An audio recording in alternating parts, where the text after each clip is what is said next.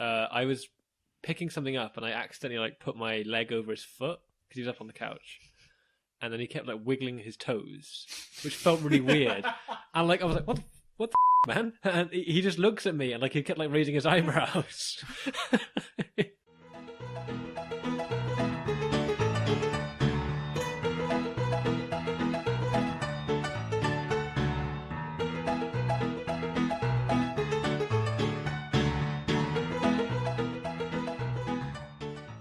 Thank you.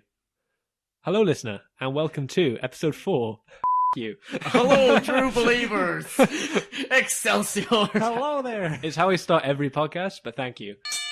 Hello, listener, and welcome to a special bonus episode of the Tables, Lads and Chairs podcast. I'm one of your hosts, Ray Hewson, joined by the resident wallflower, Steph Hughes. Hey, how's it going? And a special guest who has replaced the timekeeper, Scott Fitzgerald. Batman. He is not Batman. His name is... Danny. Hello, Danny. Danny Crane. First time on a podcast, first word on a podcast, his own name. It's a good way to It's start. all gone through his head already. Jesus. The topic of this week's show, or this extra bit of content, is going to be survival and survival stories. We should probably start this with a congratulations to Leonardo DiCaprio, considering The Revenant. Yeah, Very topical for survival. For ticking every box in the Oscar-needed category. He milked it for all it's worth, and I'm trying to avoid spoilers because Danny hasn't seen it, and probably all 5 of our listeners haven't seen it either. But I think it's quite special. Watching that film is a survival story in itself. I hear it's 3 hours long. It felt like 3 hours long. We started watching it at 2 in the morning. It was a smart idea. We're all smart kids. What a fantastic idea that was. I work at like 8. He deserves an Oscar, eventually. Yeah, but for that, no. I feel like he's just been so long, they're just like, we need to give him one now. And it wasn't even from, well, I've not seen it, but not necessarily his best performance. It's just like, so it's got to happen, I suppose. He's a handsome man. I'd give him one. It's like when I bet you would. it is. I'd give that man an Oscar. It is like when Scorsese got the Oscar for like The Departed, but everyone really knew it was for like Goodfellas. So it's like, yeah, so this is an Oscar for all your good work so far. Well done, Leo. Okay, well, I think we should start it with, what do you think DiCaprio's best performance is? I really liked him in The Aviator.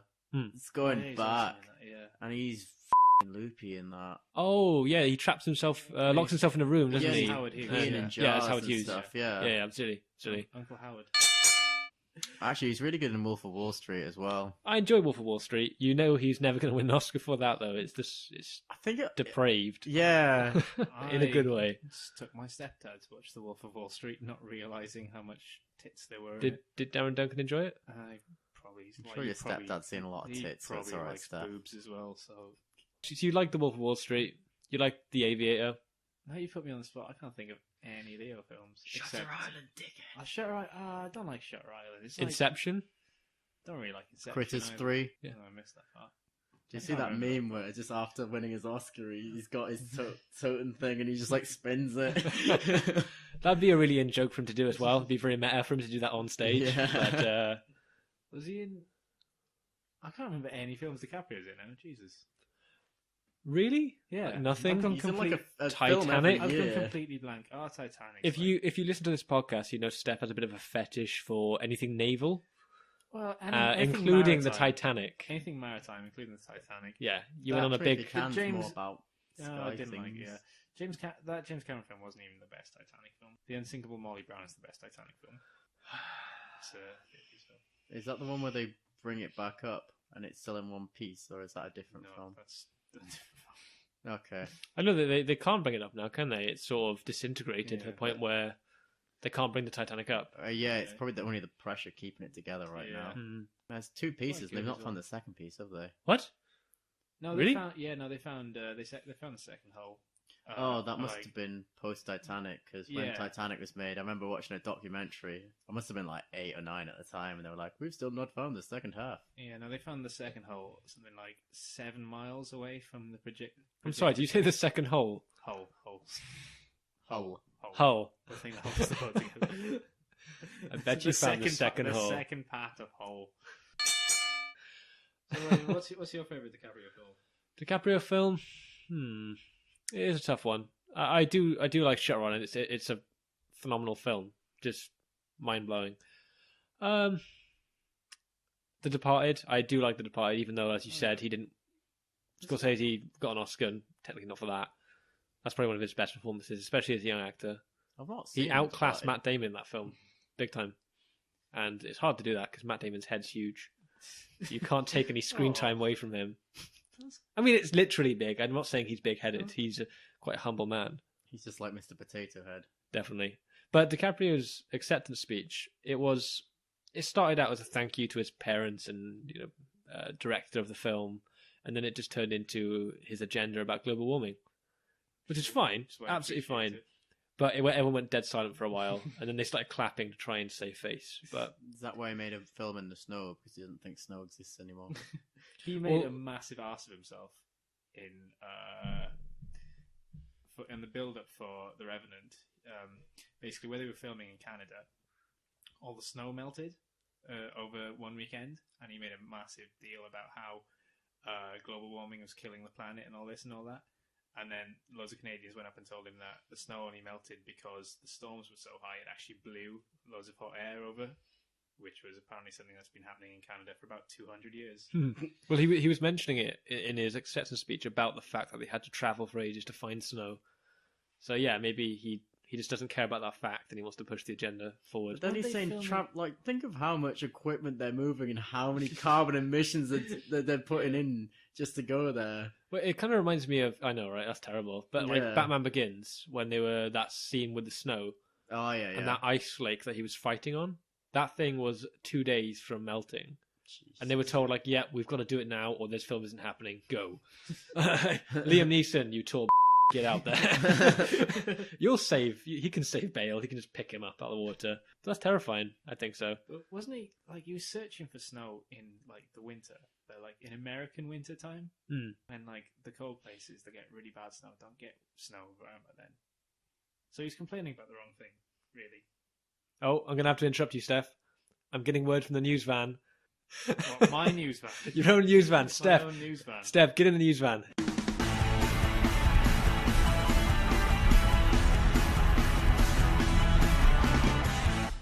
Bang. News van. That sounded really loud. F***ing deafened me. This isn't going well. Found a DiCaprio film I like. Breaking news. Breaking news. Steph is appreciating Leonardo DiCaprio. He's actually in quite a lot of films I like. Yeah. I have no celebrity news this week because everyone's been a f***ing boring shit. The only thing I have that's remotely funny is Pamela Anderson thinks her dog killed itself. That's sad. And that's shocking. What did the coroner say about cause of death? Like, just died of natural causes. But do you get dog coroners or is it just vets? Just vets, Today I feel sexy. That's caught on audio. She's an old woman. That's permanent. What you just said. So we have no Scott Stapp news from the news van. Is that right? Scott Stapp news this week. He's probably in hibernation, preparing for his Creed World Tour or his solo World Tour, which is going to hit all 3 cities in America that still give a shit. Ouch. Probably Pittsburgh. You didn't know other funny news except Miley Cyrus wore a Man United shirt. That's not funny. That's just something that happened. Surely. That's fine by me. I like DiCaprio when he's in the bad guy in Django Unchained because although he's not in it for very long, Candy. Like, what? Candy. Oh yeah, Candy in Candyland, and he is absolutely insane in that film. Like he's actually like you take him seriously as like this really scary guy. And do you know where he smashed his hand open on the glass? Like that was a complete accident. He just went with it. And then rubbed his blood all over some woman's face. This is it's a really good scene. He's a really good actor now. It's a very Daniel Day-Lewis thing to do, isn't it? To just overact like that and just smear his own blood. I'm gonna wonder, like the day that Daniel Day-Lewis just takes on the wrong role, where he just I don't know, goes postal and just kills a lot of people. Like, I have to be a racist. Yeah, I could be a racist for 6 months. Or just like he plays a serial killer or something in a film, like or Charles Manson in a biopic. I feel like The Last Mohican could have been his tipping point. Yeah. Tomahawks! It's like, where's the producer? Daniel scalped him. It's just part of his craft. Oh my god, he's such a good method actor. In Gangs of New York, he caught pneumonia because he insisted on living in the same conditions as like all the people back in those days, didn't he? Bill the Butcher, yeah, Yeah. that was an interesting role for him. Daniel Day-Lewis. Actually, do you know what? Oh. Ethan Hawke. Oh. I'm going to use this podcast time right now to talk about Ethan Hawke. Now, I feel a need to bring him up in every podcast. I never have. He's a natural survivor. He is a natural survivor, which is appropriate. But when we did our conspiracies episode, the conspiracy of Ethan Hawke's career was something I wanted to talk about. And the mystery of Ethan Hawke's success was also a topic I wanted to talk about in the last podcast. However, Scott stopped me. But Scott's not here right Scott's now. not here. And because Scott's not here, the current champion can't defend his title, which means he vacates. And it's open for anyone to win. So what's wrong with the really decent actor that is Ethan Hawke, right? Ethan Hawke's a stand-in actor, okay? He's the guy you bring in to just do a good job. He won't be very successful, but he'll do the job. Sorry, I'm just looking up Ethan Hawke facts now to see if I can out Ethan Hawke you. I'm sure you know more about Ethan Hawke than I do, but I get frustrated by his acting. Ethan Hawke is a fine actor. I saw him stick his thumb into Angelina Jolie's mouth once in a film during a sex scene. Explain that. He's a successful novelist. That's the first Ethan Hawke fact I got. Can he please move to being just a novelist and get out of acting? I feel like this may be a parody article I brought up. Like Chuck Norris facts. Yeah. What well, film was that? Oh, God. He's a detective. Training Day? Oh, do you know what? Training Day is a great film. Training Day, the only bit of acting that I believed was when that guy threatened to rape him. The look of fear in his eyes, it was almost real. Who's the worst actor, him or Keanu Reeves? Because Keanu Reeves is a survivor. he has some good roles though. Yeah. Keanu Oh. works in some things. Like I've not seen John Wick, but he's supposed to be wicked in that. Yeah, and He works Neo. He's really good in that film where he has to play an emotionless alien. He does really fucking Oh, good The Day in the that. Earth Stood Still. Yeah. No, but he does so well in that. the thing about Keanu Reeves is he has a motif. He has like a signature, the way he acts. You can watch it and be like, It's oh not yeah. bad, yeah. No, it's not though. It's not. Like Nicolas Cage has his own way. It's like an auteur, isn't it? When It's they're also called bad. it's like an artist. It's got a very Distinct style. distinct style. Yeah. Yeah, definitely. Whereas Ethan Hawke doesn't. He just fills in. It's like, oh, okay, so our original actor, Robert Downey Jr., dropped out. Bring in Ethan. He can do the job. We're not going to be a box office smash, but we'll make our money back. That's the I'm trying to mentality. say, Do you when reckon Iron just- Man dies in the Avengers film, they're going to bring Ethan Hawke. Oh, do you know what? I would become a DC fanboy the day that happens, right? I'm a complete Marvel head, but I will become a DC fan if that happens. I'd flip the table, tear up the books. Oh, But yeah, no. Ethan Hawke. Maybe it could be in the next Star Wars film. Jar Jar He Binks. could be a stormtrooper. No, You could combine the two things people hate the most. he's I'm re- not the only one who thinks Ethan Hawke is a bad actor, by the way. It's not just my opinion. I have no opinion on Ethan Hawke. Exactly, He's just there. because he's just plain. Okay, He's just there, and he. you know the Yeah. people that like flavorless things, What, like rice cakes, but the plain ones, not the ones that are Yeah, but flavored. the thing is about flavorless things, they're very Moorish. You just keep going back for more. That's what Hollywood's like with Ethan. We love you, Ethan. God They damn just it. can't You're get in enough relation of to him. Tony. He's like grout. He's used to fill things in. God damn that man. That's a soundbite if I've ever heard one. Grout. I could feel like a vein in my neck bulging talking about him. I was getting really annoyed. What about you, Danny? Do you have any actors you don't understand how their careers have survived? Well, the cliche is Cage.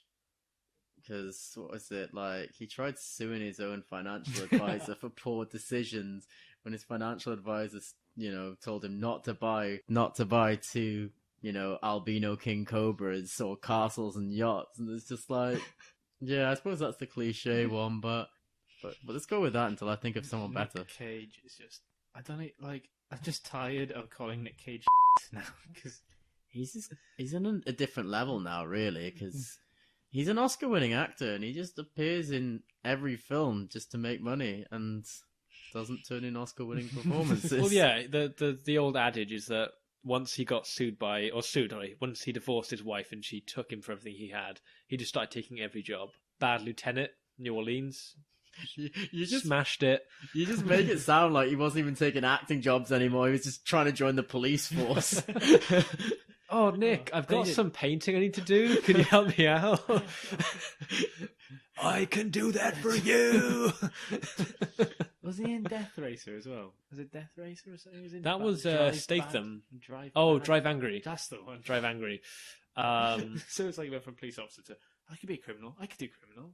And then he Con did Air. I'm criminal. Bangkok Dangerous. That was another one that was God. sublime. See, terrible. But we're getting sidetracked. What I'm Terrible talking about choices. is Ethan Hawke has managed to survive this many years in a world with so much harsh criticism, especially online. I don't know how he's done it. Him and Keanu Reeves are just like cigarette filters that you put in your back pocket every now and again. You think you get rid of them, but every now and again you just keep finding them in your back pocket. No, neither of us get that reference. No. No, maybe they should just do like an Expendables for all of those kind of actors. So like I would Keanu love- Reeves, Ethan Hawke, Nick Cage, just get them all in a room, Oh, I would love to see that. and then just don't even write a script. Just let them ad lib, pretty much, but like and improvise. I think the one for me who I'll probably say his name and you won't know who he is. Okay, his name is Glenn Morshower. He's been in many films. For example, he was in X-Men First Class as General Morshower. Okay, so his own name. He's one of the guys who only plays military men. Okay, That's his only role that he does. Like Yeah. he's always a general, same as someone Ironside or like another actor. Michael Michael Ironside, yeah, he yeah. only does the military roles. And Glenn Morshower, he's got this like the way of talking, which is brilliant. It's like Glenn Morshower has been in every Michael Bay movie you've ever seen. Is this another Transformers reference? It is. Oh, He was in Transformers 2, even though he died in the first film. wow, that's a continuity error. But he just plays those military roles. He's one of the ones that I think would have to be in there. I think he's in 24 as well. Beep, Something tells beep, me he's in 24. beep. Nothing wrong with 24. I haven't seen any. Kiefer Yeah, I've Sutherland, never he's watched another it. actor. Who should I haven't seen an hour of 24. Oh, I Oh. see what you did there. Thank Yeah, you. it was Thank you. Fabulous. I'm sure the listener appreciates The it too. first 6 hours are the best. What, the next 18 hours, it just Yeah. goes downhill. Oh That's my that's God. not very appealing. You think of it, it's a really good idea, and then you're like, yeah, I could write 24. Something happens every hour, and then you get to about hour 9, you're like, I need a break. Do they explain how he keeps aging over each season if that's meant to be day after day after day, isn't it? They never take a toilet break ever, which is the funniest one. In 24 hours, none of them ever take the toilet break. I actually like, season 4, his bladder explodes. He just starts grimacing. Oh, Keeper, what's wrong? Spends the next 24 hours in hospital. We're like fighting with Obamacare forms. God damn that, man. Right. I want to take us straight into the main event. I want to talk about survival stories and who has the best one. And last time you started, Steph, I don't want you Yeah. to. Oh. I want our newest member of the team, Daniel Crane, who doesn't yet have a nickname, but we'll work one out for you. Okay. Let me rephrase that. We'll find a He picks things up like a. Crane. That's There we go. really dire. This whole show is really dire, but we keep doing it. I expect more from both of you. I don't. Shame. So, Danny, what have you brought to the table? Now, you're a bit of a survivalist yourself. You've Yeah. been traveling for 22 months, right? 25. 25. My God, my notes are wrong. My my researchers need to be fired. That's Look at me. I didn't ask him once. But okay, so you've been traveling for quite a while. Yep. You've survived quite a lot. Yep. Didn't even have travel insurance. Jeez, Oh, rebel without a cause. It's alright until you get to Asia and you're just like, wow, this was a really poor choice. Just riding scooters drunk on islands and you're just like, this is awful, awful, awful. It sounds so awful. It sounds like you're going to be in Far Cry 5, Yeah. based on your life. Must be like the newest bro villain. So, Danny, what's your one? Okay, so it's a bit like the Poseidon Adventure. Just to get a film reference in there. So it was this bloke called Harrison O'Keen or Okene, I'm not sure, I think he's Nigerian. So I can't pronounce his name. okay. Well, I don't know. Harrison O'Kenny does not sound Nigerian. Irish. Okay. Well, how would you say it? Say Okene. Okin? Okin? That also sounds kind of... It sounds more like Japanese almost, but it's got an E at the end, so I think it's. I think Kene? it's of, Kene? I reckon it might be of like French descent with the E at the end. I think it's okay. 'Cause there was a lot of French occupation. Anyways, this has nothing to do with the survival story. Is it African? Yeah. Yeah, he's a Nigerian It's bloke, French, I think. Yeah, it's French. Okay. Yeah, so I called it. Alright. So yeah, he was working on this like a tugboat, and it got flipped in like a big tidal surge, and then of course starts sinking. Now everyone else is dying, and he wakes up like first thing. He's in the toilet when it flips, and then he escapes, and he manages to kind of, as it's sinking and taking on water, he manages to go all the way to the one of the private quarters where they've got, I don't know, I assume a luxury toilet, which is easier to survive in, but he makes his way to another toilet. This guy has no imagination at all. And, Sure, I need like softer toilet It's like tissue. Indiana Jones with fridges. Oh dear, Nick the fridge. That's Continue. for another day. Yeah. And yeah, so he gets in there and it sinks 100 feet underwater. And like the whole point is, this whole time he was underwater for something ridiculous, like 70 or 80 hours, and he survived the whole time. In this time, like where he was taken on water, but he managed to kind of like plug up like gaps in mattresses and stuff. And he was down there the whole time. He managed to like get hold of a few cans of Coke to survive. I'm not even joking. That was like his survival rations. Such an advertisement. For... Yeah. I'm surprised there's not been a Hollywood film yet with like massive product placement, because it's like perfect for that. And he spent, as I said, about 70, 80 hours down there. And you thought, how does he not like asphyxiate or like die from... I like to think that he just kept flushing the toilet in the luxury bathroom. Just like, water level's getting a bit too high. Yeah. But then through my reading, I found out the reason he survived was it was called, it was 62 hours, like I've just confirmed, and he survived because of a theory called Boyle's law. So like once you increase pressure, so like say that means 100 feet underwater, the pressure would increase in the room. The denser the gas becomes. So all the air in the air is so much denser, and he's pretty much got like all the air in the boat. And then because it's so dense in there, all of the carbon dioxide that he breathes out that would change levels and make it fatal for him sinks into the water. So the water's catching up all the carbon dioxide. And it's filtering it for him. And it's filtering it. So yeah, he's able to survive even in this freezing cold water like that. And then this whole time he can hear like barracudas and barracudas and sharks like going through the wreckage and everything, eating, and you can hear them eating like the crew and just having their way with them. And it's like, it's a terrifying concept because he's got no light either. He's just in darkness, able to somehow find cans of Coke, drinking them, and then he's hearing everyone he knows on this boat being eaten. And then after this whole time, like a dive crew managed to go down, and they were just searching the wreckage, and he heard them, so he just started banging on one of the walls, scared the living shit out of them. You know, it would. Not surprising. Yeah, and yeah, he eventually got rescued, but I think that's just like, it makes sense, but it's so, I don't know, it's a very specific set of events, like his survival, like a lot of dots had to connect for him to survive, and yeah, that's pretty much my story. Pretty amazing. Yeah, to be honest. That surprised me because we went completely blind into this one. I don't think any of us really know what the other ones brought to the table. Yeah, we've just been yelling names at each other pretty much all day. Yeah, I mean, I think we're all pretty naive. I mean, there's some big ones we all know, which have all been made into big films, but we've sort of darted around those a bit. Yeah. Now, to be trapped like that, the smell alone would get you. How long is he trapped down there? It was 62 hours. 62. Jeez. And, like, of course, the salt water's... He'd have been wounded from, like, tipping and that, and the salt water's just rubbing away at him the whole time. And then the water's freezing, so he must have had no concept of his body. He must have been completely numb. He must have looked like a wrinkly ball sack. Oh, I could have just said something really offensive there, but I don't... You can say whatever you want. Can you bleep it? Yeah. Oh, yeah, but he said wrinkly ball sack. Oh, very, very good. Very good. For sake, bleep it. Don't worry, I will. That was pretty good. So I like the fact that, like, this toilet, it's flooding. Better go to the luxury toilet.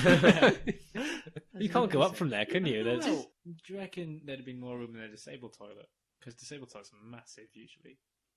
More air, definitely. Yeah. Maybe, yeah. Plus, you have the little thing you can pull if you need help. The emergency cord. God, that's Probably offensive. got something to hold on to in there as well. But you just wonder if he would have survived in the average toilet and not the luxury toilet. I felt like it was going to be, when you said he travelled from the regular toilet to the luxury one, I felt like it was going to be like Shawshank Redemption. And into praying Through the all through. But they're like, I think like the only reason he ended up in there is because he was literally just trying to find the place with like the least flooded place, and it just happened to be a toilet. Oh no, I don't want to insult the guy because he's probably got more will to live than I have. I It's probably like- would have given up. Everyone else would have just panicked trying to get out. Like that's the thing. He was just like, no, I'm gonna be smart about this. Yeah. Hunker down. Hunker down. I could try swimming up. No, I'm gonna play my cards. Find a nice big chair. If not, a chair with a big hole in it, just in case. He's probably himself. That's probably why he's gone to the toilet. He's probably really afraid. And he's Oh, yeah. gone, I need a Well, it's just like that scene in Jurassic Park where that guy just like goes out in the toilet. Oh, The porta cabin. The porta Yeah, that's the thing. But instead of like a T-Rex eating you, it's like a barracuda. Definitely. Oh, Steph's bringing his notes up. I feel like he's ready to start. I was just getting ready. He's getting ready. He's prepped. I was going to go next, but you can All go. right, you can No. No. I went Fine. second last time, so by all means, my friend. I was just trying to learn how to pronounce my guy's name. Gee, what is wrong with you guys? They're Seriously. foreign. They're difficult when they're... Oh my god. Let's have a look. Japanese, that's not too bad, is it? Hiro Ononda. Hiro Ananda. Hiro Ononda. I've got a guy called Hiro Ananda. Okay. It's Hiro the Hero. Carry on. It's a reference to a rap album. Oh, I thought you were referencing something else entirely. All right. What are you doing? Oh, I thought I'd reposition my microphone. Everyone else is doing it. We're all doing it. Oh, mine was already good. I think I ruined it. Okay. It's pretty much, that's aiming right at your mouth right now. So Oh. sexy. Oh. Before this podcast started, I had the noise of both of you slurping in my ears. Oh, there it is again. Oh, wow. So visceral. Oh, there it is. Okay. Right. Talk about Hero. All right, my hero. All right. My hero. He's genuinely going to go for my hero. And they say they are a hero. Maybe not. I'm not going to sing. Adlo Hanlon's not Chad involved. Kroger, he's another one. He's a survivor. Yeah. Chad Kroger got like back together with Avril Lavigne last week. Like no reason. Right. Anyway, my survival story is a guy called Hiro Ananda, or like as his title reads, the man who would not surrender. Pretty badass name. It's an amazing name. You can make up your own decision on whether it's a good idea to surrender or not at the end of this. But Did Billy O'Keefe have a nickname? the man who took a They called him the Submariner. The Submariner. That was already taken. true. So he got done for copyright infringement, and now he's destitute. Then he tried calling himself Namor. Also got infringed. Then he tried Aquaman. Didn't work either. Then he tried Kevin Costner in Waterworld, because no one remembers his character's name, so he was able to trademark that. Oh, I might. No, you're right. That film was dog shit. Fair enough. I never even knew it. Anyway, Hiro Ananda, the man who refused to surrender. So, like, as the majority of people all know, there was a war in the 1940s. I know. I was there. What war was it? Oh, it was the Second World War. Yes, there was the Second World War. Anyway, it was going on. It was right about the time when America were fighting back, trying to get back to the Philippines. Captain McDowell was taking basically big strides with his American turns backwards, and the Japanese decided they didn't want to actually lose key islands within the Philippines. So in 1944, this guy called Hiro was sent to Labang in the Philippines, and his mission was basically just to conduct guerrilla warfare and just stop the Allied advance throughout the islands. Yeah, so he left in 1944 and didn't come back until 1979, which is dedication to his job. Can you elaborate? I'm just looking at the look on Ray's face. Yeah, I mean, we've just gone from 60 hours all the way up to... to 29 years. That's amazing. I was working it in my head. Thank you. I'm not very smart. It's late. It's not actually that late. It's 11 o'clock. He was bedtime, dearie. He was awesome. He was basically he was trained on survival instincts, and on the day he left, his general told him that he was forbidden from dying by his own hand, and that if he had to live off rice, he had to live off rice, and he had to live off pineapple, he had to live off pineapple. It's not a bad life. Rice and pineapple. I mean, yeah, you can make a sweet smoothie out of that. Yeah. When you got to find it yourself, it's quite difficult. He's good at survival. He'll get it done. He was basically told that he was not allowed to give up voluntary, and that the army would come back for him when the war was over. Obviously, yeah. So while he was on the island, anyway, the Allied advance happened, and they ended up losing the island. And so what happened was the remaining soldiers actually split off into like smaller cells and started living in the forestry area. So he and basically him and 4 others basically went back into the forestry by themselves. All they had was a small bit of rice and a gun each, basically, to defend themselves with. And for 9 years straight, for 4 years straight, all 4 of them just coexisted. 5 of them just coexisted, hiding in the forestry, going after anyone they saw. It was only in 1959, I think, when one of them actually surrendered, basically had enough of it and surrendered himself. Hyro became the leader then and basically decided that there was a security breach, and they went even further into the forest. Hero's a douchebag. It just sounds like a crazy. Wait until, right. So, throughout the 40s and the beginning of the 50s now, because the war had ended and they were still, like, the Japanese still knew that there were people hiding in this forestry area, that the Japanese, Redacted. the Japanese. So the Japanese armed forces basically started airdropping loads of pamphlets and leaflets over the forestry area, basically saying that the war was over, come home. And Hyro and his men basically read these and thought they were propaganda from the Allies to make them come out of hiding. So they ignored them and burnt them, and just ignored them. And over the years, this continues to happen. The war's over now at this stage. It's the 50s, and there are newspapers being dropped off, more airdrops of leaflets and pamphlets and everything. Even at one stage, like, family members were brought in. It just sounds Family like members were Jehovah's airdropped. Witnesses. Family members were like brought in, and they had like these massive speakers, and they were just like announcing to the people who were living in the forest that the war was over to come out, and they flat out refused to believe them. They genuinely thought that it was just propaganda from the Allies.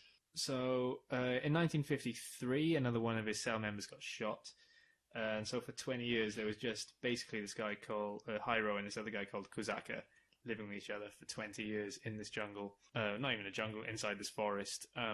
Just surviving off rice, occasionally killing bears, just refusing to believe that the war was over. My favourite story is that once they attacked a village of Filipino people who were dressed in civilian clothes, literally attacked the village and shot guns at them. Hyro believed that they were actually allies hiding and spying on the Filipino people, and actually believed them to actually be the allies and just attack this village of normal people. Didn't you say that they all had like one pistol each? Yeah. Well, you know, they still raid like these places and army bases every now and again, and like, you know, they get more ammo.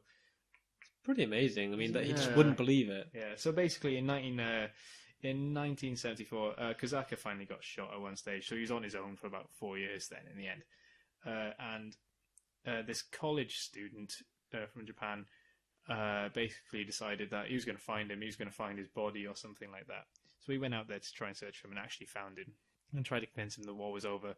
And Hyro basically said the only way he'd believe that the war was actually over was that if his commanding officer came over and told him. So his commanding officer, who was like 80 or 75 at the time, was flown from Japan over into the Philippines, taken through this monstrous terrain in the jungle where they eventually found this man. And the general told him that the war had been over, and the war had been over for basically 30 years. He then shot himself. That's where I thought it was going to go. And then, like, he did an interview after it, and he was like, how did you feel? And this were his last words. He was like, suddenly everything went black. A storm raged inside me. My 30 years as a guerrilla fighter for Japan was over, and this was the end. I pulled back the bolt of my rifle, and I unloaded the bullets. And that's it. Into what? Just on the floor, and he just went... What, like old Total Recall? Yeah, No, I was thinking more like Not Total Recall. Point Break. Point Break. That's the one. Yeah. Yeah.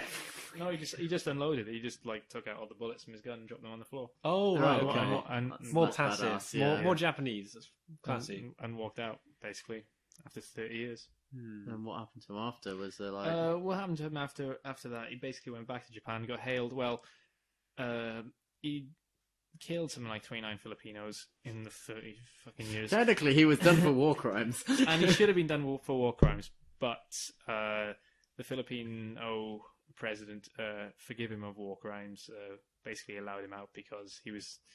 Obviously, they were under the impression that the war was still going on. Went back to Japan. He was hailed as a hero and everything. He got paid for his 30 years. And he basically moved to Brazil and bought a farm and lived out his days until he died about 2 years ago. Wow. Died 2 years ago. That's... Yeah, quite a long life in the end. Well, I suppose, like, all that time, like, he must have been in good shape surviving that long. Like, maybe a bit malnourished, but... Oliver Queen Yeah. in the forest. My name is Oliver Queen. I spent 29 years on a hellish island. Hero, for God's sake. but like, you know, and like there were countless attempts to try and be like, right, the war's over, and he was just like, nope, propaganda, definitely propaganda. They have like the leaders of both nations shaking hands. So nope, definitely not. He's also really pissed off that the Japanese people Didn't try harder. Well, not even tried harder. He's really Throwing pissed leaflets. off. He wasn't pissed off the Japanese lost the war. He was really pissed off they actually surrendered because he had no real idea of what actually happened in Hiroshima, And Nagasaki. But there was that as well. But like, you know, what I find more amazing after all that is that the fact that, you know, he spent 20 years with the same guy, this guy called Kozlok. And can you imagine spending 20 years with the same guy? Do you reckon they had sex? They must have eventually. Yeah, it's just Have like... to. It just gets to the point where... No homo. Basically, 29 years. That's 30 years essentially fighting a war that wasn't even going on anymore. So he spent longer out there in the wilderness than we have been alive. Yeah. The three of us. Yeah, essentially. Yeah. He spent a lot longer in the forest than I have. By about 29 years. Make it look like you just go and look at a farce like, oh, it's a bit too much. Weird stories about that. No. It's Japanese men hiding in those. You see that boy? Heroes out there somewhere. Just like some old wives' tale to keep you out of the woods. I think that's one of these cases of someone who just doesn't compromise. Is an uncompromising soul. Yeah. The sort of person that would be so loyal to their country. Yeah. You know, and it, like when he finally did go back to Japan, he was given a hero's like welcome back. He was treated as a hero. Can you imagine doing anything for 30 years? Is quite. Can we just face it? Okay, if that happened in this country, if there was a guy in like the Falkland Islands who just like refused to admit technically it's not over, but it sort of is. The Argentinians don't think it's over. I know that is not something we should talk about on the podcast like this, but. If that happened, this guy, he was 29 years thinking the war was still going on. I know. He'd be made a laughing stock in the UK. To be honest, he probably would have been done for the war crimes in the UK. Yeah. Oh, yeah. David Cameron would just have him absolutely shafted for it. The Sun, can you imagine what the Sun would say? They're a comic book, glorified. Former British exile spends 30 years abroad and comes back and expects heroes welcome. Where's the pun? Think so. Where's the pun in that? I can't The do Sun puns. uses a pun. Former British expat. Change it from exile to expat. Makes him sound like he wanted to go there and start a business. They would do that. He wanted to open like a barista. Ramsey on the Costa del Sol. That's beautiful. That's beautiful. I mean, you sort of made me feel a bit inadequate now with my story. I do that a lot. Oh, Don't do I even have know to that. remind you I'm the longest reigning TLC champion in history? We took a week off. 2 weeks. We took a week champion. off. You won it on a house show. There's no photographic evidence of it anyway, so no. There is a picture, but I don't want to put it online. You okay, Danny? Yeah, I'm repositioning myself. You need to, ready for this. Yeah, my buns were numb. You get that, yeah. That we have an uncomfortable setup here. We need to work on that. More like a bun comfortable setup. I'm quite comfy. True comedy from Daniel Crane. Think how I've never called you Daniel before. No. It's weird. Think how Hyro felt. Do you reckon he had a pillow? Probably slept on the bear. Probably slept on, what's his name? Kozlok. Kozlok. Oh, I disagree to that. So yeah, Kozlok, that makes sense. No! The man's a legend, Ray. Shut up. Maybe they weren't getting shot and he was just shooting them and sleeping inside their bodies. Oh, No. I thought they smelled bad on the outside. I was going to do it in an Asian accent, and you could probably hear the first syllable was sort of done. Then I was like, no, never mind. So I'm going to talk about someone who you could arguably describe him as being a horrible person in some ways. Is it Fritzl? Fritzl's daughter? No, She's a survivor. your mother might hear this. Your sister's going to hear this. Oh, fuck. Actually, she probably won't. I think she heard the first one. Was like, nah, this isn't for me. Tell your sister I say hi, Steph. You can do it yourself. Hello. Okay, so I want to talk about John Coulter. Okay, John Coulter was around during colonial times. He travelled a lot with Lewis and Clark, not to be confused with Lois and Clark, the TV show. I could see it in your eye. Okay, They had a similar relationship, though. yeah. He was an amazing hunter. Like, he was praised for that part of his life, and you can imagine what the guy would look like. He would have the bear skin. You know, it's very appropriate for the Revenant, the way he would live. And he made a lot of enemies amongst the Native Americans, understandably. And he wasn't necessarily a what? Are you going to Googling him now? I think I've heard of him. You go on. John Coulter. Yeah. I'm trying to see a picture of him. So, yeah. Now, I want to take you on a journey with me, if that's okay. Time and space. Well, whilst he was in Three Forks, in Montana, the Three Forks area in Montana, he was transporting a group of Indians, and they were a particular tribe of Crow Indians, to Fort Raymond. I didn't pick it because of that, but it's a nice touch. So he was transporting them there. They were in a canoe, with multiple canoes, and he was going down a river, quite a wide river, and suddenly they saw movement in the bushes from either side, and about 200 Indians with rifles lined up on either side, ready to shoot them, and demanded they went to shore. Now, they did. They understandably went to shore. They moved the canoes there. They got tied up there. And one of the guys he was travelling with refused to give up. He got shot just straight then. Coulter, on the other hand, I think they knew who he was, but they stripped him bare, and then they just let him loose, told him to go.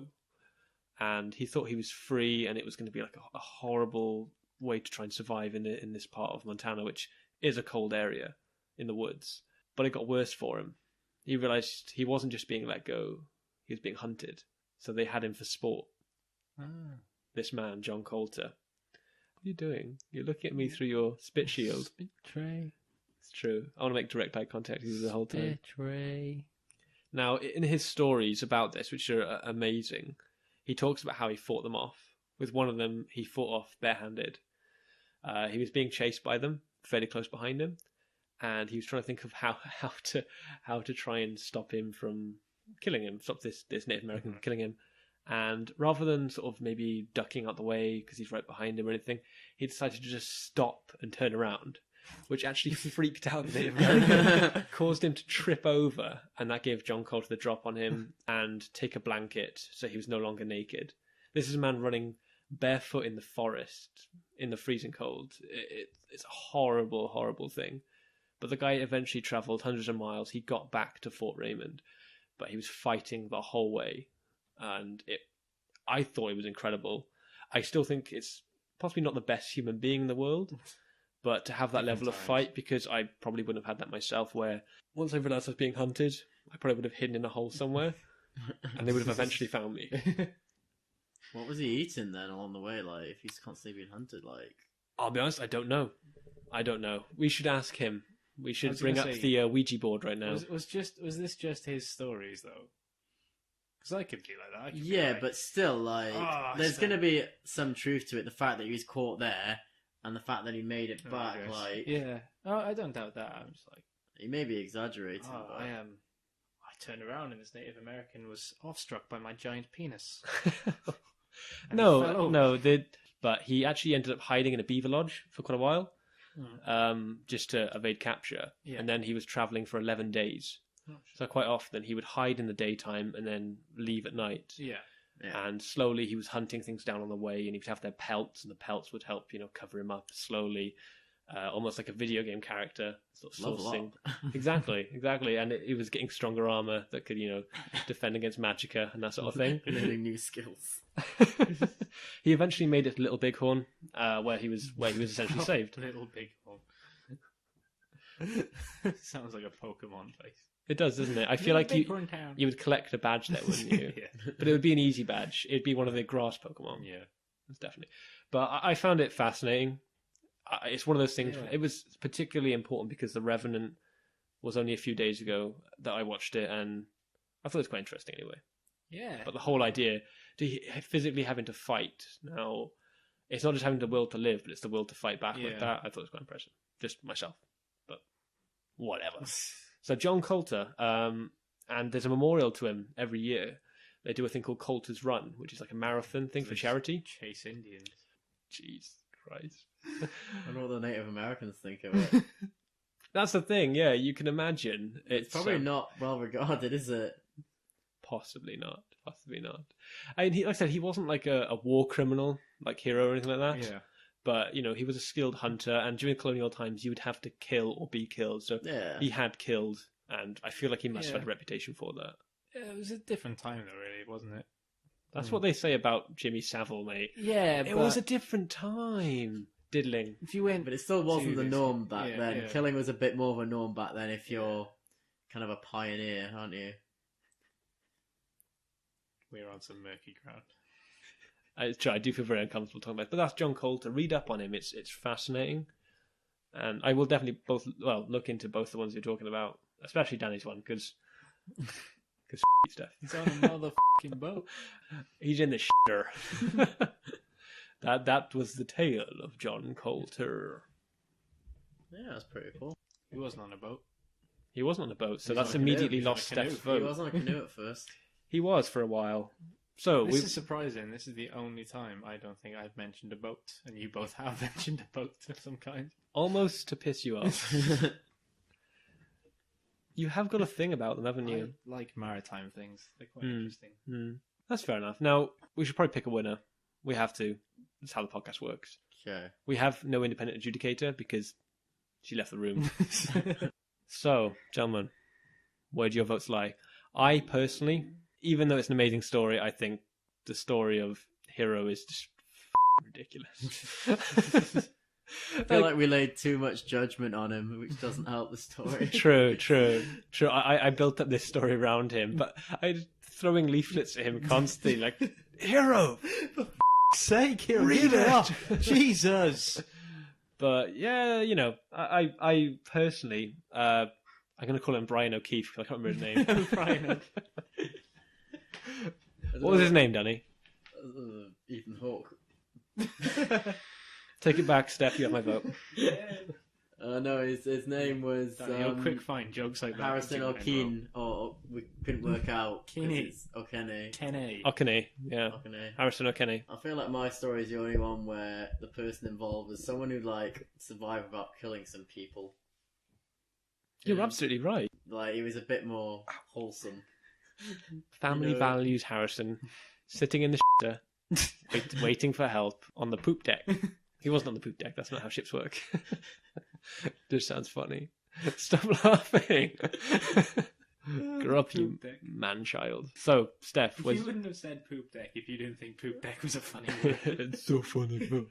So, Steph, where's your vote lie, mate? You can vote for yourself, by the way, Danny. Just Yeah, so I'm you voting for me. know. Honest, good lad.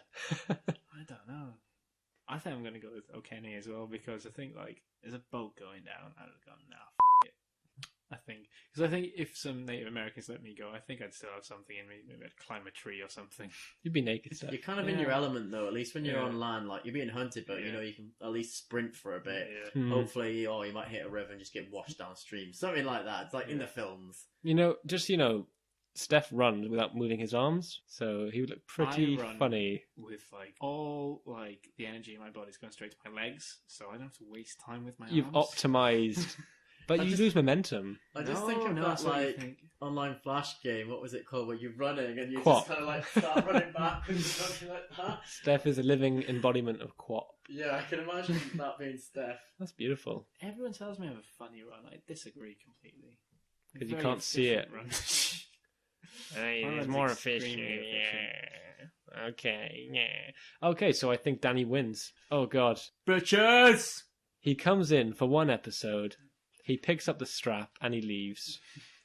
Taking it back to my house! Probably taking it back to some other podcast, some other faction, The Aussie cast. Ozcast. the Aussie cast. Because Australia's such a small place, they have one podcast called the Aussie cast. Probably done It's tiny, isn't it, Danny? I heard you went from one side to the other in like a day. It was on a plane, though. Good lad, good lad. The Nicolas Cage conspiracy theory is that he thinks there's a camera following around. Like he doesn't think he's in movies. He thinks one day he's just a cop, and it just happens. And then the next day he's like Ghost Rider or something.